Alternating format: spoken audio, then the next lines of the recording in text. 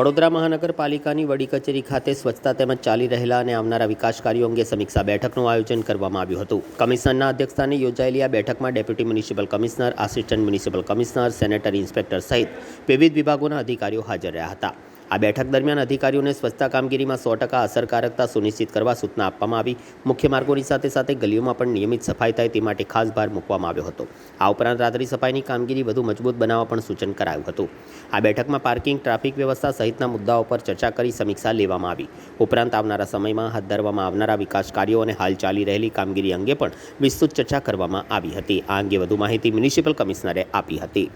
આજે સૌપ્રથમ જે રિવ્યૂ બેઠકમાં અમે સ્વચ્છ સર્વેક્ષણ બાબતમાં જે તૈયારીઓ છે વડોદરા માટે એ બાબતનું એક લગભગ કલાકનું અમે ચર્ચા કરવામાં આવ્યું. તમામ એસિસ્ટન્ટ કમિશનર્સ, તમામ ડેપ્યુટી મ્યુનિસિપલ કમિશનર્સ, વોર્ડના સેનિટરી ઇન્સ્પેક્ટર્સ અને સિનિયર સેનિટરી ઇન્સ્પેક્ટર્સ સાથે પરામર્શ કરીને મિટિંગ લીધી છે.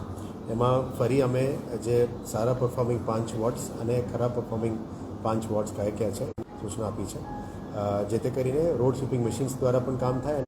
આવનારા દિવસોમાં આવતા અઠવાડિયામાં કદાચ એક દિવસ અમે આખા જે ડિપાર્ટમેન્ટ છે ઇન્વોલ્વ છે એ અને સેનિટરી ડિપાર્ટમેન્ટ એક સંયુક્ત મિટિંગ કરીશું, જેથી કરીને એક કોર્ડિનેશન સારી રીતે થાય. કોલેજીસ, જાહેર સંસ્થાઓમાં પણ ખૂબ આઈસી એક્ટિવિટીઝ કરીને લોકોમાં એક સિવિક સેન્સ, લોકોમાં જવાબદારી સ્વચ્છતા ઉપર આવે એના ઉપર વધારે ભાર મૂકીએ છીએ. જે રીતનું નક્કી થયું, આવનારા દિવસોમાં તમામ બ્રિજેસને જે ડસ્ટ અને ધૂળ મિટ્ટીથી લાગ્યું છે એને આપણે ટ્રીટેડ વોટર, જે ટ્રીટેડ રેસિડ્યુઅલ વોટર છે, જે અનનેસેસરી પાણી નદીમાં જતા હોય છે, એને કલેક્ટ કરીને અમે બ્રિજેસની સાફ સફાઈમાં કરવાનું શરૂ કર્યું, નક્કી કરવાની છે.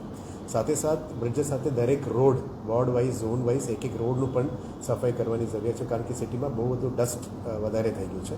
સાથે ડિવાઈડરની અંદર જે ઝાડ છે એમાં પણ ઘણી બધી ડસ્ટ આવી ગયું છે, એને પણ ક્લીન કરવામાં આવશે, જેથી કરીને એર ક્વોલિટી સિટીમાં ઇમ્પ્રુવમેન્ટ જોવા મળશે. સાથે આવનારા 1-1.5 મહિનામાં જેટલા પણ સિટીની અંદર નાનું મોટું પોટહોલ્સ છે, જે ડીએલપી રોડ સિવાયનું પોટહોલ્સ છે, એના ઉપર કામગીરી કરવા માટે પણ સૂચના આપી છે. અને જે કામગીરી બરાબર ના કરવા, લોકો અદરવાઇઝ પાણી ડ્રેનેજના કામ લીધા પછી જે પ્રોપર પેચવર્ક ના કરતા હોય એવા કોન્ટ્રાક્ટર્સને પણ પેનલ્ટી લેવા માટે આજે સૂચના આપી છે. આવનારા દિવસોમાં રોડ ઉપર વધારે ફોકસની બહાર મૂકીશું. જે સવારે નીકળતા લેબર્સ માટે લેબર ચોકની વાત કરી હતી, એ ચારો ઝોનમાં લેબર ચોકની કામગીરી શરૂ કરી દેવામાં આવી છે. અત્યારે સિટીની અંદર એક મોટી સમસ્યા છે કે ડ્રેનેજની કામ, પુષ્કળ કામ આખા સિટીમાં ચાલી રહ્યા છે. જે અમે વર્ષોથી જે નાના ડ્રેનેજના લાઇન્સને ચેન્જ કરીને મોટા ડ્રેનેજ લાઇન્સ નાખી રહ્યા છે, એને કદાચ પબ્લિકને એવું લાગતું છે કે આખા સિટીને ખોદી નાખ્યું છે અને કામગીરી ઝડપી થવા જોઈએ. અમે 24 કલાક કામગીરી કરવાનું કીધું છે, પુષ્કૃતિ કરવાનું કીધું છે, 2-3 મહિનાની અંદર આ કામગીરી પૂરું કરવા માટે કીધું છે. એટલે ફેઝ વાઇઝ એને કરવાનું પણ સૂચના આપી છે, જેથી કરીને drainage department, storm water department અને વોટર સપ્લાયઝ ડિપાર્ટમેન્ટને આ કડક સૂચના કીધું છે કે લોકોની પરેશાની ઓછું થાય, ડાયવર્ઝન્સ ઓછું થાય, એ બાબતની તૈયારી કરવાનું કીધું છે. અમે વડોદરાની નાગરિકો પાસેથી એક પેશન્સ લેવલની અપેક્ષા રાખીએ છીએ કે આ ઐતિહાસિક કામ છે જે અત્યારે કરવાની જરૂરિયાત છે, જેથી કરીને આપણે પુલ જેવા પરિસ્થિતિ ના જાય એના માટે આ તૈયારીઓ છે. એટલે લગભગ 50-60 વર્ષ પછી આ મોટા ડ્રેનેજ લાઇન્સ અમે નાખી રહ્યા છે. ઘણા બધા લોકોને ઓપન રોડ ના કરવો પડે એટલે પુષ્કળ ટેકનોલોજી કરી રહ્યા છે. એટલે થોડું પેશન્સ રાખવાની જરૂરિયાત છે. અમે ક્ષમા માંગીએ છીએ કે એનાથી કોઈને તકલીફ પડતું હોય. વી અન્ડરસ્ટેન્ડ ટ્રાફિક જામ ઘણું બધું થતું જાય છે. એટલે સિટી ટ્રાફિક પોલીસ સાથે પણ એક મિટિંગ કરીને આવનારા દિવસોમાં ટ્રાફિક જંકશન્સ અને કયા જગ્યામાં પબ્લિકનું વધારે ભારણ પડતું જાય ત્યાં બ્રિજ કન્સ્ટ્રક્શન્સ, ત્યાં ઓવરબ્રિજીસ, ત્યાં ટ્રાફિક ડાયવર્ઝન્સ અને ત્યાં ટ્રાફિક આઇલેન્ડ્સની કામગીરીની પ્લાનિંગ શરૂ થઈ ગઈ છે. એટલે ટૂંકા સમયમાં આનું પણ કામગીરી શરૂ કરવામાં આવશે. સાથે સિટી સિવિક સેન્ટર્સની જે અમે વાત કરી, અર્બન સિટીઝન્સની ગ્રીવન્સ રેડ્યુસલ માટે, એ સિટીઝન્સ સિવિક સેન્ટરની કામગીરી પણ પ્લાનિંગમાં શરૂ કરી દેવામાં આવી છે. સાથે બિલ્ડિંગ પ્રોજેક્ટ અંતર્ગત જે નવા સ્પોર્ટ્સ કોમ્પ્લેક્સીસ, નવા ઓડિટોરિયમ્સ અને નવા જે બિલ્ડિંગ્સ છે એ તમામનું પણ આયોજન પ્રી ટેન્ડર સ્ટેજમાં જતું રહ્યું છે. ઝૂ વિભાગમાં પણ લગભગ 6 થી 7 સ્ટ્રક્ચર્સ જે ફાઇનલ થઈ ગયું છે એ પ્રી ટેન્ડર સ્ટેજમાં લઈ લીધું છે. એટલે આવનારા દિવસોમાં નવું વોટર સ્ટ્રક્ચર્સ, નવું રેપ્ટાઇલ પાર્ક, આ બધું ઝૂમાં પણ જોવા મળશે. આ કામગીરી શરૂ કરી દેવામાં આવશે. અર્બન હોમલેસ માટે જે અમે યુસીડી ડિપાર્ટમેન્ટ દ્વારા અર્બન હોમલેસ છે એમના માટે ખાવા પીવાનું પણ વ્યવસ્થા થોડું કરવાનું મેં નક્કી કર્યું છે, કોઈ સંસ્થા દ્વારા અથવા કોઈ CSR દ્વારા, જેથી કરીને એ લોકોની રોડમાં સાઈડમાં રસોડા ના કરવું પડે અને આ લોકો આનાથી ઘણું બધું સિટીનો ઇમેજ પણ થોડો ખરાબ થાય છે એને પણ આવરી લાવવાના આપણી એસસીડી વિભાગ દ્વારા એ કરવા માટે મેં સૂચના આપી છે. સ્ટ્રે ડોગ્સ માટે પણ એક મેજર ઇસ્યુ છે. સ્ટ્રે ડોગ્સ માટે અત્યારે જે નવું બજેટમાં પણ સમાવેશ કર્યું છે કે ચારો ઝોનમાં એક effective veterinary animal hospital PPP મોડમાં બની જાય અને સ્ટ્રે ડોગ્સને ત્યાં અમે પ્રોટેક્શન કરી શકાય એને મેન્ટેન કરી શકાય એ બાબતની તૈયારીઓ શરૂ કરી દેવામાં આવી છે. એટલે આવનારા દિવસોમાં zone wise 1 veterinary hospital plus stray dogs conservation centre એ કરીશું. અને કેટલ પોન્ડમાંથી અત્યારે કલેક્ટરશ્રી જોડે ચર્ચા કરીને સિટીની બહાર અમે જમીન લીધી છે એમાં પણ કામગીરી શરૂ કરી દેવામાં આવી છે. સાથે સાથ જે એબીસી રૂલ્સ છે એનિમલ બર્થ કંટ્રોલ રૂલ્સ છે સ્ટરલાઇઝેશન બાબતમાં એને પણ અમલીકરણમાં લાવવાનું કીધું છે. ફાયર સેફ્ટી સર્ટિફિકેટ જે પેન્ડિંગ છે હોસ્પિટલ્સ અને મોટા ઇમારતોમાં તમામમાં અત્યારે ઝુંબેશ રીતે સર્વે કરીને ફાયર એનઓસી ઇસ્યુ કરવાનું કીધું છે.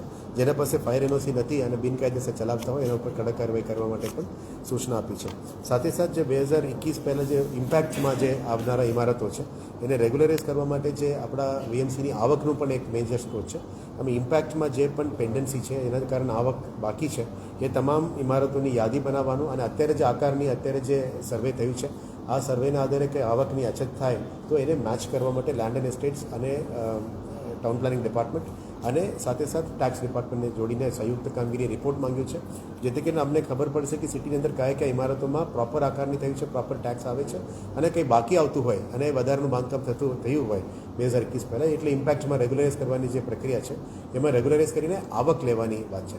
પણ 2021 પછીનું જે છે એમાં ગેરકાયદેસર બાંધકામ હોય તો આના ઉપર કાર્યવાહી કરવા માટે અમે સૂચના આપી છે. સાથે સાથે જે ગ્રીવન્સ એડ્રેસલ સિસ્ટમ છે પબ્લિકનું ફોન કોલ્સ મારફતે ઈમેલ્સ મારફતે વોટ્સઅપ મારફતે આવી રહ્યા છે એમાં પણ જે પણ યુઝર ફ્રેન્ડલી સિસ્ટમ કરાવવાની છે એમાં પણ કરવાનું કીધું છે.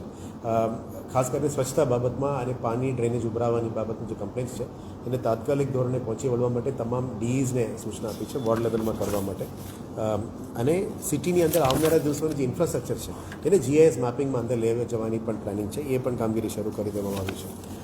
સાથે જે ડિલાપિડેટેડ બિલ્ડિંગ્સ અને બ્રિડ્જીસ છે જે ઇમારતો જે ખરાબ કન્ડિશનમાં છે એની પણ ખાસ સર્વે તાત્કાલિક ધોરણે કરવાનું અને એમાં કંઈ રહેવા લાયક ના હોય એને તાત્કાલિક ધોરણે વેકેટ કરવાનું નોટિસ ઇસ્યુ કરવાનું અને ડેમોલિશ કરવાનું પણ સૂચના આપી છે. આપ લોકોની પણ કંઈ ધ્યાનમાં કંઈ આવતું હોય તો અમને જણાવજો એના ઉપર કાર્યવાહી કરવાનું શરૂ કર્યું છે. અને જે રિક્રુટમેન્ટ કેલેન્ડર છે અમે હવે ક્લાસ 1 ક્લાસ 2 ક્લાસ 3 અધિકારીનું જે રિક્રુટમેન્ટ કેલેન્ડર છે અને જે કોન્ટ્રાક્ચ્યુઅલ સિસ્ટમમાં પણ આસિસ્ટન્ટ એન્જિનિયર્સને પણ લેવાનું છે એ પ્રક્રિયા પણ શરૂ કરી દેવામાં આવી છે જેથી કરીને જે રિક્રુટમેન્ટના કારણે વીએમસીમાં હ્યુમન મેનપાવરનું અછત છે એને પહોંચી વળવા માટે કામગીરી શરૂ કરીશું.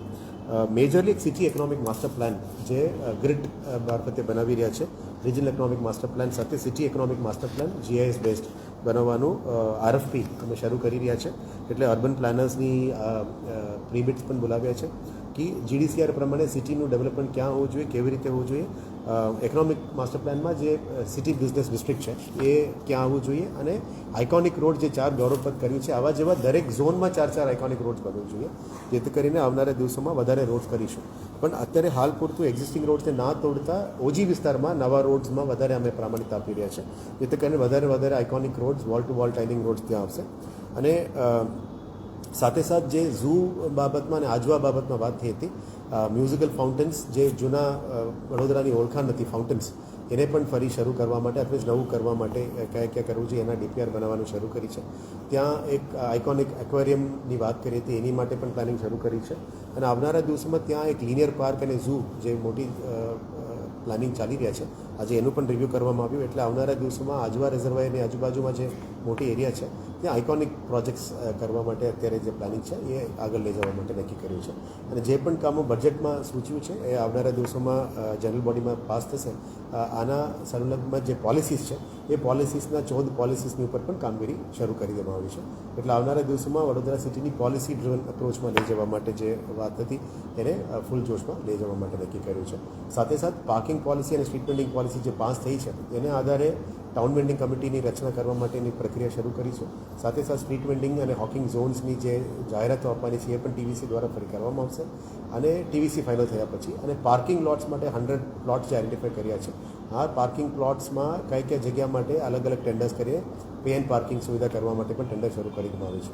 અને સાથે ટોઈંગ ગાડીઓની પ્રક્રિયા પણ ખરીદવાની પ્રક્રિયા શરૂ કરી દીધી છે. એટલે પાર્કિંગ ટ્રાફિકની સમસ્યા અને સ્ટ્રીટ વેન્ડિંગ બાબતમાં ઘણું ફેરફારો લાવવા માટે અત્યારે મહેનત ચાલી રહ્યા છે.